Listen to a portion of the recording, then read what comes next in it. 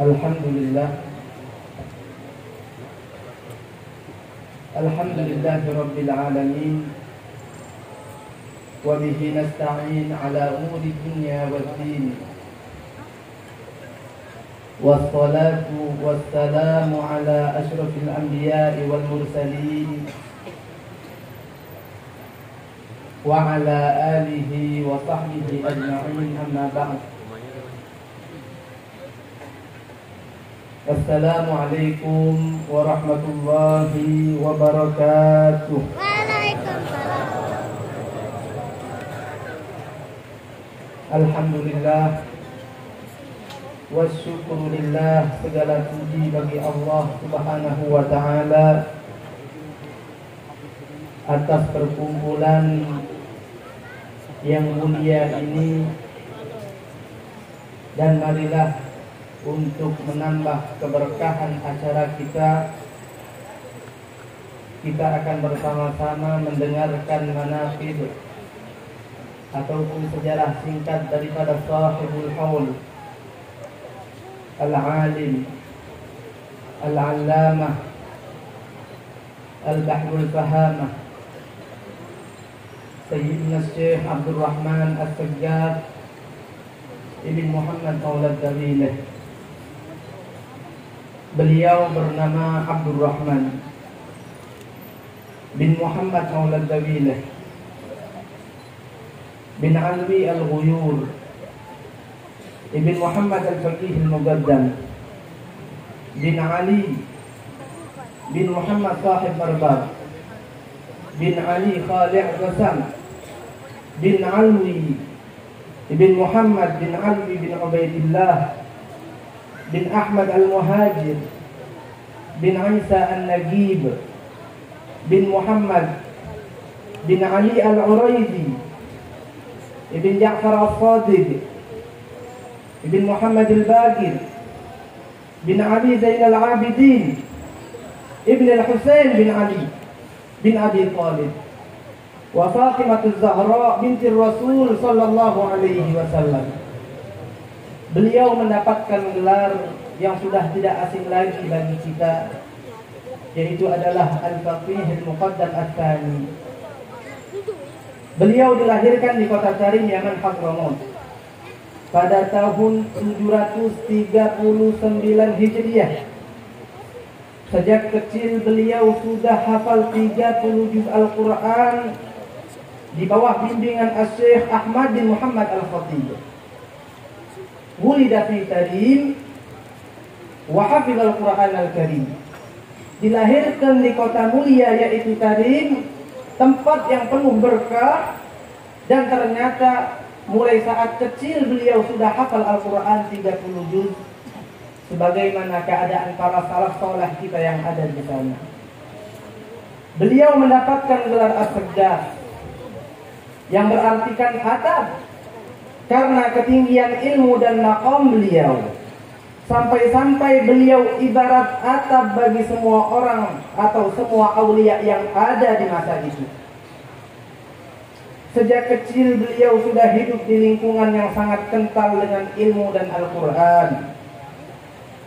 Sedari kecil beliau sudah sibuk mempelajari ilmu agama. Setiap hari beliau banyak menghabiskan waktunya untuk duduk di perpustakaan milik gurunya. Perpustakaan yang penuh dengan berbagai macam kitab di dalamnya. Hingga beliau hampir hafal kitab Al-Wajiz. Dan juga beliau hampir hafal kitab Al-Muhadzab. Bukan karena menghafal, akan tetapi karena terlalu sering membaca kitab-kitab tersebut. Di balik keberhasilan seseorang pastilah ada peran para guru dan para murabbi. Guru yang paling memiliki peranan besar dalam hidup beliau adalah ayah beliau sendiri, yaitu Al-Imam Al-Allamah Muhammad Maulad Dawileh. Termasuk guru beliau juga adalah Al-Allamah Muhammad bin Alawi bin Ahmad ibn Al-Faqih Al-Mugaddam, yang terkenal dengan julukan Sahibul Amaim. Al-Imam Abdul Rahman As-Sajjad pergi ke Ghail Bawazir yang terletak kurang lebih sekitar 50 km dari kota Mukallaf untuk menimba ilmu dari Al-Allamah Muhammad bin Sa'ad Bashukal. Dengan beliaulah Al-Imam Abdurrahman As-Saggaf mendalami kitab Ihya Ulumuddin, juga kitab Ar-Risalatul Qushairiyah, dan juga kitab Al-Awarif. Beliau juga belajar dengan Syekh Muhammad bin Abi Bakar Ba'abbad selama bertahun-tahun. Kemudian beliau juga pernah pergi ke Aden untuk mendalami ilmu lughah dengan seorang syekh yang sangat alim yang bernama Muhammad bin Sa'id Kadini. Di sana beliau mendalami ilmu usulul fiqh, juga ilmu balaghah, juga ilmu tafsir, juga ilmu hadis, dan ilmu-ilmu yang lainnya. Hingga dikatakan ketika itu tidak ada satu bidang ilmu pun yang beliau lewatkan. Semua ilmu sempat beliau pelajari di sana bersama Syekh. Setelah beliau menyelesaikan masa menuntut ilmu, tentu dalam masa yang sangat lama, beliau menjadi sangat alim sekali, bahkan melampaui guru-gurunya. Namun meski begitu, beliau tidak pernah melupakan jasa setiap guru-guru yang pernah mengajarinya, dan beliau selalu menghormati mereka semua tanpa terkecuali. Berapa banyak ilmu yang beliau pelajari, berapa banyak guru yang beliau lazimi, berapa banyak pula tempat yang beliau singgahi untuk mengambil ilmu dan juga keberkahan. Hingga pada akhirnya beliau menjadi orang yang benar-benar diakui sebagai pewaris Nabi Muhammad sallallahu alaihi wasallam. Memang begitulah para salaf. Memang begitulah para salaf. Mereka menggapai maqam kewalian dan kedekatan kepada Allah bukan hanya dengan memperbanyak ibadah, bukan hanya dengan memperbanyak puasa ataupun berzikir, namun mereka memulainya dengan cara membekali diri dengan ilmu agama, hingga semua ibadah mereka benar-benar sampai dan diterima oleh Allah Subhanahu wa Ta'ala. Dan dari situlah kedekatan hubungan kepada Allah mulai terjadi. Hal yang sangat istimewa dari beliau adalah kejeliannya dalam mengatur waktu. Sangat sedikit sekali menyentuh kegiatan yang sifatnya mubah. Beliau selalu meninggalkan segala hal yang makruh, seperti halnya meninggalkan hal-hal yang diharamkan oleh Allah Subhanahu wa Ta'ala. Beliau gemar berpuasa. Beliau gemar membaca Al-Quranul Karim. Hingga diriwayatkan bahwa setiap malam beliau bisa 2 kali menghatamkan Al-Quran di dalam sholat tahajudnya. Seringkali beliau pergi ke Bukit Nu'air. Di malam hari beliau pergi ke sana untuk melakukan rutinitas tersebut, bertahajud dan banyak membaca Al-Quranul Karim di tempat tersebut. Hal ini selalu beliau dawamkan sampai pada akhirnya beliau mampu menghatamkan Al-Quranul Karim sebanyak 4 kali di siang hari dan 4 kali di malam hari.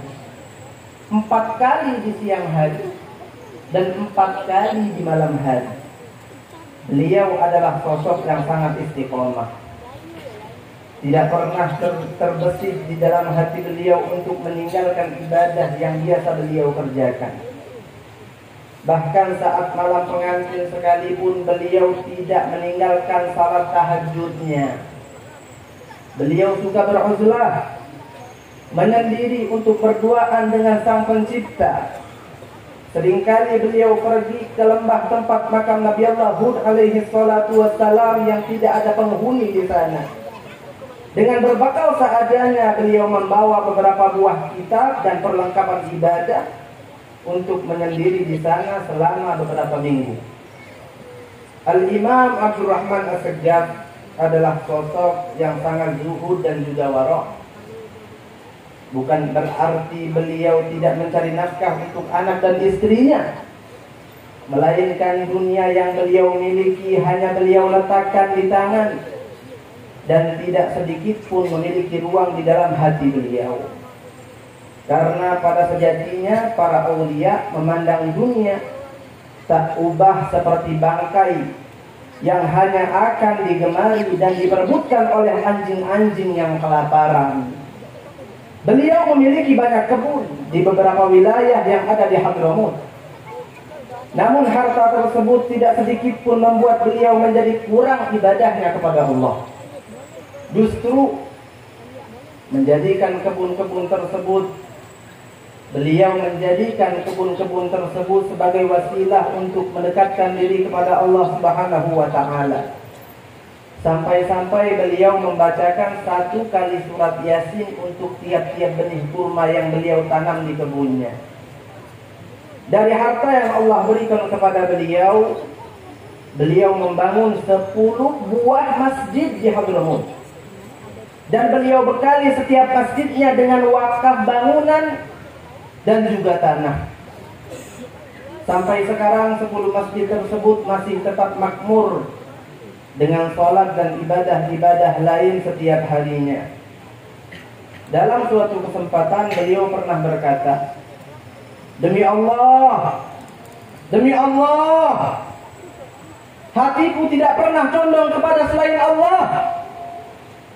Keluarga tidak kepada anak, juga tidak kepada keluarga, apalagi kepada harta. Dan aku tidak membangun rumah ataupun masjid, melainkan aku sudah mendapatkan perintah untuk hal tersebut. Al-Imam Abdurrahman As-Sagaf memiliki 13 orang putra dan 7 orang putri. Semua anak-anak beliau dididik dengan sangat baik sebagaimana dulu beliau dididik oleh ayahnya, sehingga mereka semua menjadi para aulia Allah. Bahkan dinyatakan bahwa 13 orang putra beliau semuanya adalah wali kutub. Di antara mereka adalah Sayyidina Umar Muhdar yang kewaliannya sangat tersohor di mana-mana. Al-Imam Abdurrahman As-Sagaf adalah pewaris Nabi Muhammad SAW yang telah berhasil mewarisi bagian yang sangat besar.